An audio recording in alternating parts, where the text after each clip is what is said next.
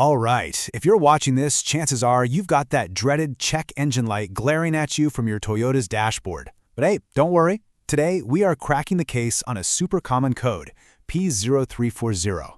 We're going to decode what it means, hunt down the cause, and most importantly, show you exactly how you can fix it. Okay, let's dive right in. Yep, there it is, that glowing amber light. It's just impossible to ignore, right? And it immediately brings on that wave of stress. You know something's up, but you have no clue what it is, or, let's be honest, what the repair bill is going to look like. Or maybe this is you.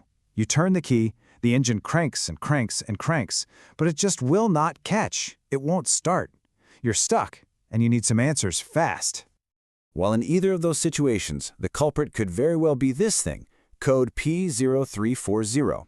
Now, that code your little scanner is spitting out isn't just some random number. It's our first big clue in solving this whole mystery. So, what do we do with this clue? Well, it's time to start the investigation. You know, the first step in any good investigation is to understand the evidence.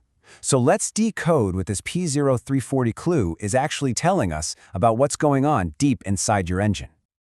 Okay, so officially P0340 means camshaft position sensor A circuit malfunction. Whoa, that's a mouthful. All it really means, in simple terms, is that your car's main computer, the ECM, has completely lost the signal from a super important sensor. It's like a key player on the team has suddenly gone silent right before the big play. This analogy right here, it's the perfect way to get it. Think of your engine as a finely tuned orchestra. Well, the camshaft position sensor is the conductor. Its whole job is to tell the computer the exact position of the camshaft, which lets the computer time the spark plugs and the fuel injectors perfectly. But if the conductor suddenly stops waving the baton, the whole orchestra just falls into chaos. That's why the engine either runs terribly or, not at all. So yeah, this tiny little sensor has a huge job. All right, now that we know what the code actually means, it's time to gather the evidence. And in our little investigation here, the evidence is all the weird symptoms your car is showing you. Let's see if they match up with our prime suspect. So do any of these sound familiar? That classic cranks but won't start problem is at the top of the list for a reason. But you might also be dealing with really long start times, or maybe the engine stalls out at stoplights, a really rough, shaky idle, or a serious loss of power. These are all the key pieces of evidence that point directly at code P0340. Okay, we've got the problem defined, we've gathered our evidence. Now it's time for my favorite part, lining up the usual suspects. What could actually be causing this communication breakdown between that little sensor and the big computer? This pretty much sums it up perfectly. Suspect number one, by a long shot, is the camshaft position sensor itself. I mean, they just fail over time from all the heat and vibration. Now its main accomplice, damaged wiring. A frayed wire or a corroded, gunked-up connector is also a super common cause. Less common leads could be something like metal shavings stuck to the sensor, or in really rare cases, a simple blown fuse. Now, before we go any further, I want you to just look at this number. This is the typical cost for our number one suspect, the sensor itself. Yeah, we're often talking about a $20 to $30 part. So just take a deep breath. That scary check engine light often points to a surprisingly cheap fix. Feeling a little bit better? Good. Now let's put on our detective hats and start the actual investigation. I'm going to walk you through a really simple, logical process to pinpoint the exact cause of your P0340 code.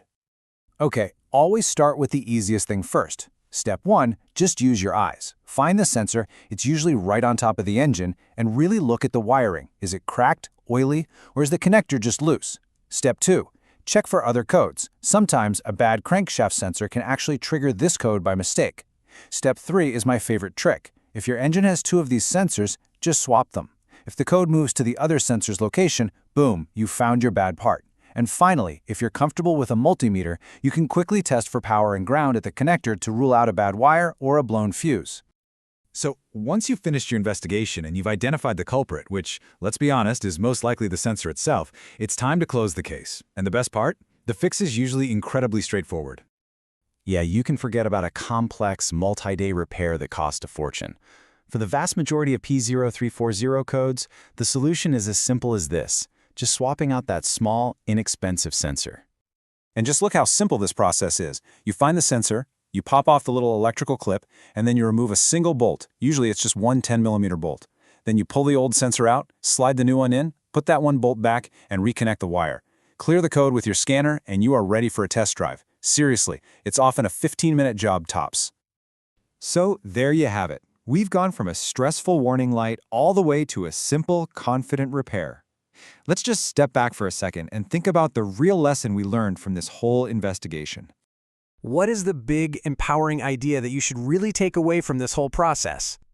The real takeaway is this. That scary-looking light is not some monster hiding in your dashboard. It's just information. It's a clue. And with just a little bit of knowledge and a logical process, you can decode that clue and discover that the problem often has a very simple, very inexpensive solution.